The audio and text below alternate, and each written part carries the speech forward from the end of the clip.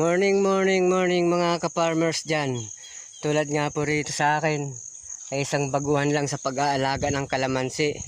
3 days pa lang po ang nakalipas.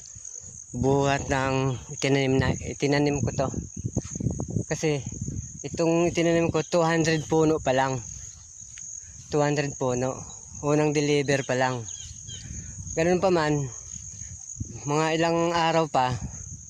At hinihintay pa namin na dumating yung magde-deliver upang madagdagan pa natin to para maging marami naman. 3 days pa lang nakalipas buhat ng itinanim ko. At ilang araw nang hindi umuulan. Ayan, medyo silaw nga lang. Ayan siya. At siyempre 3 days pa lang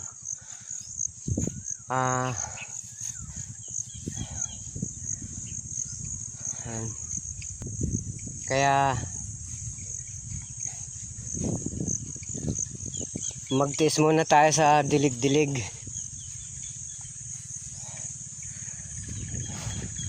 Siyempre huwag natin hayaan na natuluyan na manghina itong kalamansi, dahil bago pa nga lang siya, bagong tanim pa lang. Ayan o, kahit pa paano, dahil nga po sa init din. Ayan. At kailangan natin agapan. Nang dahil nga sa batang bata pa po itong kalamansi, kaya ganun talaga yan. Hindi pa siya handa upang mamunga ng talagang sagana sa pamumunga. Bibilang pa po tayo ng buwan bago po natin maanihan, bago po tayo makaka-recover sa kanyang pamumunga. Dahil nga sa ito, marami na rin siyang mga bunga. Ayan, hindi pa siya pwedeng lagyan ng abono or pataba. Mula sa kanyang pagkakatanim, magbibilang po tayo ng 20 days bago natin bigyan ng abono. Siyempre, mano-mano po muna natin siya didiligan. Didiligan po muna natin siya kasi nga hindi pa nga po siya umulan.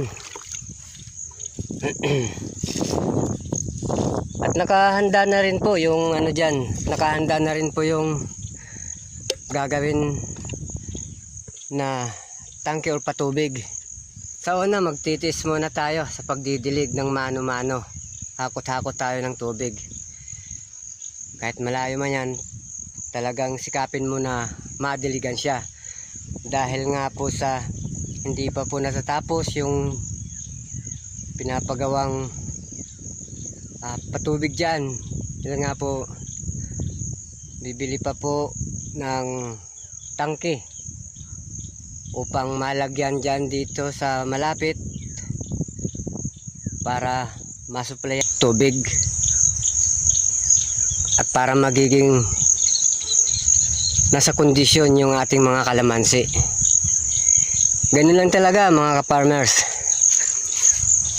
Pag talaga tayo ay sasabak sa ganitong pamumuhay,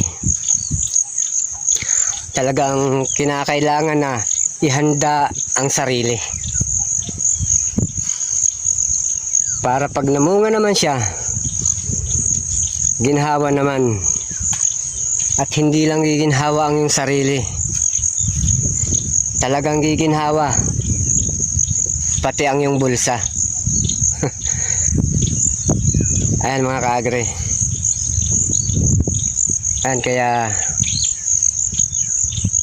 magtitis muna tayo sa pagdidilig ng mano-mano. Mga ilang araw pa or linggo, magkakaroon na ng sariling tubig. Dahil nga sa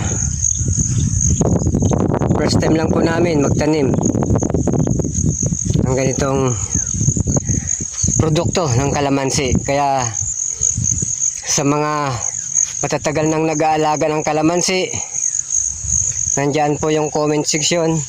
Paki-comment na lang po kung ano man po ang may advice nyo sa akin, at nang sa ganun magkaroon naman ako ng kaalaman na tulad nyo na talagang matatagal na kayo at nag-grow na at nag-successful na ang negosyo nyo. Kaya maraming salamat.